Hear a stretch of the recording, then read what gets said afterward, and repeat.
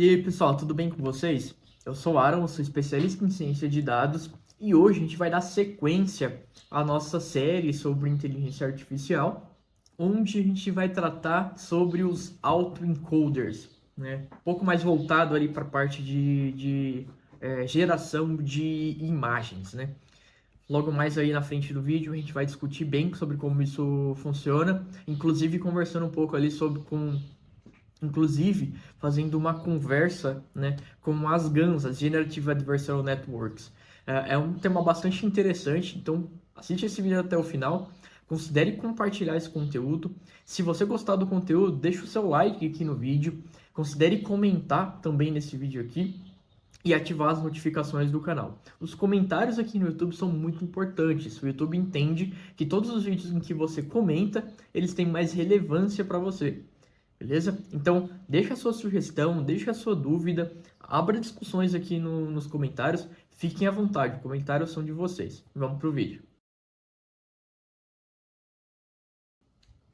Bom, pessoal, como eu comentei, né, o vídeo de hoje é um vídeo sobre os autoencoders, né? A gente já falou sobre aquela arquitetura de encoder, decoder, né? Então, a gente meio que já entende como isso funciona. Inclusive, eu tinha apresentado ali, né, um tempo atrás, sobre a UNet, que é uma arquitetura de encoder-decoder das redes neurais convolucionais, né?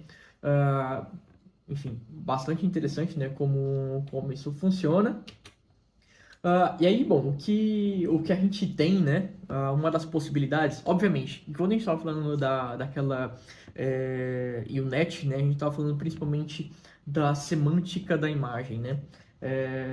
E aquela semântica ela é bastante interessante porque eu consigo identificar exatamente, né, onde aquela determinada classificação que eu dei, onde ela tá. Porém, essa arquitetura de encoder-decoder, né, eu também consigo reconstruir, de certa forma, a minha informação original, né? Pensa aqui que eu tenho o meu, como a gente está vendo aqui nessa imagem, né?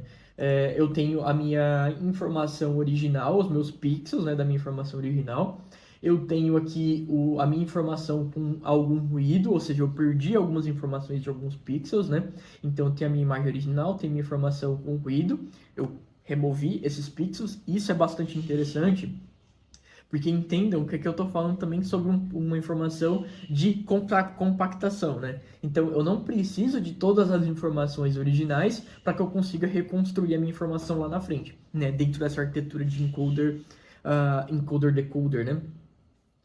Ou até de autoencoder aqui.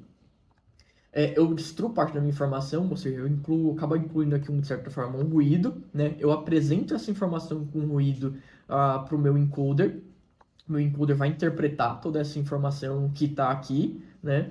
E aí, aqui eu tenho uma funçãozinha, né, que a gente chama aqui do bottleneck, né, desse autoencoder, onde eu interpreto essa informação que está dentro do meu encoder, né, e depois eu reconstruo essa informação ali no meu decoder, e até que eu tenha a minha saída aqui, que é toda aquela minha imagem reconstruída, né. Então eu utilizo essas informações, essa minha rede, né, para que eu consiga identificar um padrão nesse meu input, né, e reconstruir a minha informação no meu output. Obviamente que as primeiras vezes que você fizer isso, os meus pesos aqui da minha rede não vão estar ajustados de modo a trazer um output correto, porém eu posso comparar, né, essa minha informação reconstruída com a minha informação original, né? E caso eu tenha um erro ainda muito grande, obviamente, né, que eu continuo ali retreinando o meu modelo, né? E a partir desse erro eu vou fazendo ali o meu backpropagation, né? Eu vou fazendo ali o meu ajuste de pesos, né? E aí, bom, basicamente o que a gente tem aqui é o que eu acabei de comentar, né? Então, eu tenho a minha entrada, né? Eu tenho a minha função de encoding, né? Ou seja, o meu Z, que é aqui o meu bottleneck, né? A minha informação que está aqui no centro, ou no centro da minha rede. Ela nada mais é do que o encoder aplicado ao meu input, né? E depois eu tenho aqui o meu decoder, onde a minha saída nada mais é do que o meu decoder aplicado aqui nesse encoder, né, aplicado em X, né, que é exatamente o que a gente vê aqui embaixo. Então, o meu erro, né, nada mais é do que o meu X menos o meu X chapéu aqui, onde o meu X chapéu é o meu D de Z, onde o meu Z é o erro. Então, eu tenho aqui no final das contas que o meu X menos o D de E, ou seja, o meu decoder aplicado no meu encoder que foi aplicado em X, o módulo disso, né? Obviamente que vai ser ali o meu erro, né? E a partir desse erro eu posso fazer toda essa a retropropagação desse meu erro e ajustar os meus pesos da minha rede até que a minha saída, né, ela seja muito próxima da minha entrada e eu acabo conseguindo construir ali uma ferramenta que reconstrói, né, essa minha entrada. Isso é bastante interessante quando a gente está falando de compactação e descompactação da minha informação, né? Ou seja, eu posso remover informações da minha entrada e ainda assim eu consigo reconstruir, né, essa informação depois. Então eu estou compactando, né, a quantidade de informação que eu prolifero ou que eu passo à frente ali da minha entrada, né? Inclusive, aqui uma coisa que é interessante, que além, né, de eu simplesmente remover algumas informações, eu posso diminuir a resolução da minha imagem, coisas do tipo, né? Isso daí resolveria meu problema também. Obviamente que depois o meu decoder ele faria o processo inverso de oversampling, né, dessa minha entrada, que foi, né, que a resolução diminuiu, né? E eu vou reconstruir ela. Porém, né, vamos pensar aqui, isso é interessante, mas não é tão interessante porque eu quero gerar coisas novas, né? Então, o que se pensou foi, bom, beleza, eu posso então fazer o meu processo de treinamento, né, com esse encoding, com esse decoder aqui, onde ele vai gerar uma determinada saída, né? E aí, caso eu queira construir uma informação nova, eu posso apresentar aqui entre aspas, né, um ruído com alguma informação nesse meu decoder, né? Conectar isso no meu decoder vai criar uma informação totalmente nova, né? Obviamente que isso não funciona de uma forma tão simples assim, né? Não é simplesmente eu jogar um ruído ali que o meu decoder vai funcionar. Tem todo um processo, né? Para que isso aconteça, né? De uma forma legal e generativa de fato, né? E aí, bom, para isso existem ali os variational autoencoders, né? Ou autoencoders variáveis, né?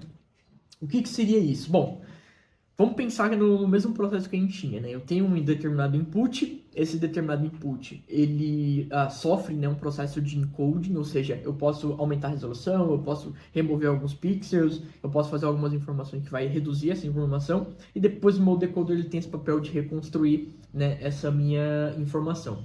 Entendam aqui que isso daqui é um processo determinístico, né? Eu já sei, eu tenho uma entrada e eu sei que essa saída ela precisa ser exatamente igual essa minha entrada, né? E obviamente ele não vai reconstruir uma coisa nova, porque uma coisa nova ele estaria errando, né? Ele estaria criando um processo que não faz muito sentido. Porém, se a gente pensa, né, nessa informação que está ali no meu encoder, então nessa informação que tá aqui, né? Se eu penso nessa informação a modo de criar um processo não mais determinístico, mas um processo probabilístico, pode ser que uma coisa nova surja, né? Que tenha conceitos daquela minha entrada. E é exatamente o que o Variational Autoencoders faz. Então ele pega amostras da minha informação daqui da minha entrada, do meu encoder, né? Ele tira uma média dessa amostra, calcula o desvio padrão dessa amostra, né? E a partir dessa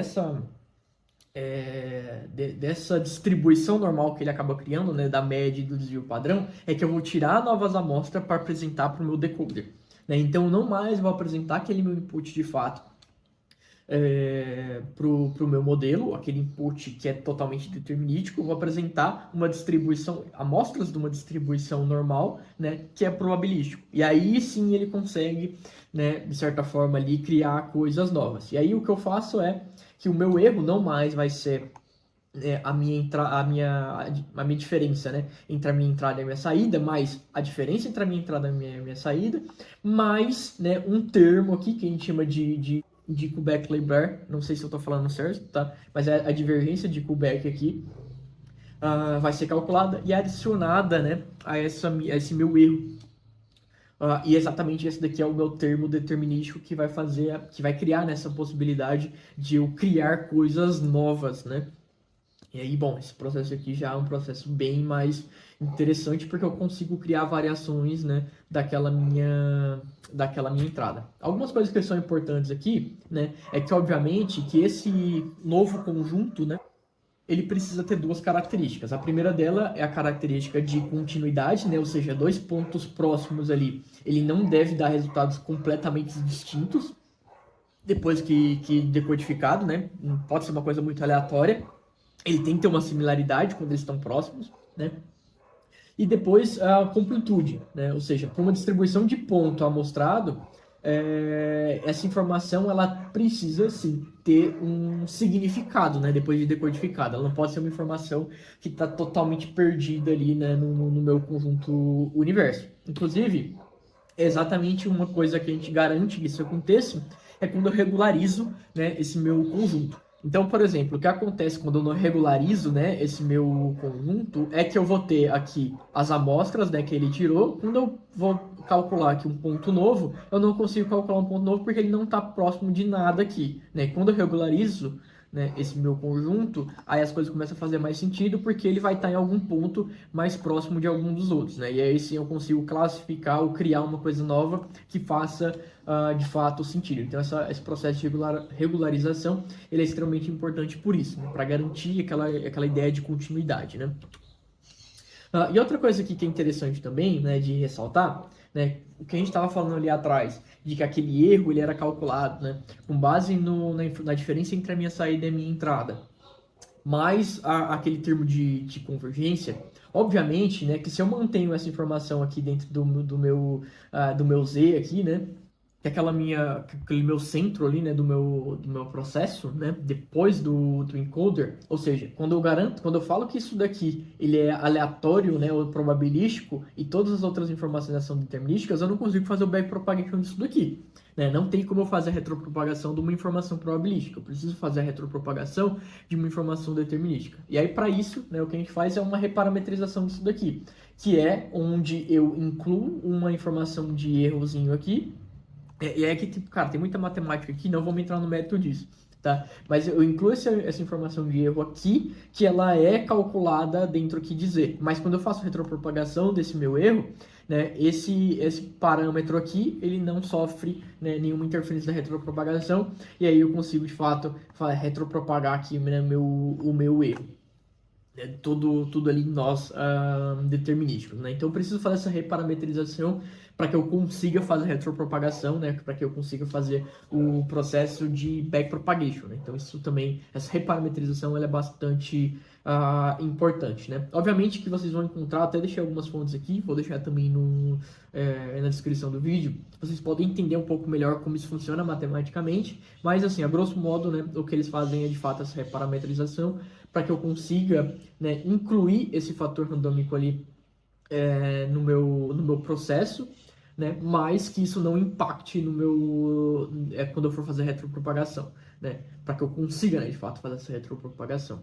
Isso é interessante porque, né, agora eu consigo fazer a criação, né, incluindo essa divergência ali, eu consigo criar, né, um conjunto universo mais diverso, né? Eu não fico com aquela ideia homogênea, né? Porque essa ideia homogênea ela dependia muito da condição da minha entrada, né? Então eu consigo adicionar essa diversidade ali no meu no meu output, né? Naquilo que foi gerado. E aí uma coisa que é interessante é que obviamente, né, esse processo de aprendizado ele acaba sendo um processo muito lento, né, dos autoencoders. Exatamente pelo fato de eu precisar ficar toda hora retropropagando aquele erro ali, de uma forma onde eu apresente de fato, né, amostras, né, e uma coisa que é interessante, né, é que para essa ideia generativa de imagens, né, pelo menos ao que a gente tinha aí há pouco tempo atrás, obviamente que isso evolui, tá? Inclusive nos próximos temas aqui a gente vai falar sobre algumas evoluções disso, que são os casos, por exemplo, dos difusores, né, e a inclusão de informação dos transformers para fazer a caracterização, né, dessas imagens, mas até então o que a gente usava era uma combinação desses Variational Autoencoders com as redes GANs, né? Então, a minha ponta generativa da minha rede GAN era um Variational Autoencoder. Então, ele ficava fazendo essas gerações de imagens, né? Imagens o mais diversa possível, e eu tenho ali uma outra rede, que é aquela rede discriminatória, né, que ficava classificando se aquela imagem era uma imagem verdadeira ou era uma imagem falsa. Então, as redes GANs e as Variational Autoencoders, elas se combinam, né, de fato, elas se dão a mão ali para conseguirem resolver esse problema de geração de imagens, né? Isso é bastante interessante, porque é, né, um tema aí que a gente falou numa aula passada, e eles se conversam aqui muito bem. Bom, pessoal, basicamente o tema de hoje é esse, né? A gente falou aí sobre os autoencoders e como eles funcionam. É um tema bastante interessante, né? Principalmente que ele é uma base aqui para o que a gente fala de inteligência artificial generativa de imagens, né? Obviamente que isso já evoluiu bastante. Inclusive no próximo tema aí a gente deve falar sobre os difusores e como, por exemplo, o Dolly funciona, que tem uma característica um pouco diferente ali. Mas, né, no final das contas, esse daqui é o fundamento ali por trás, ou pelo menos o gênesis, né, dessas inteligências artificiais generativas de imagem. Beleza, pessoal? A gente se vê no próximo tema aí. Até mais, abraço.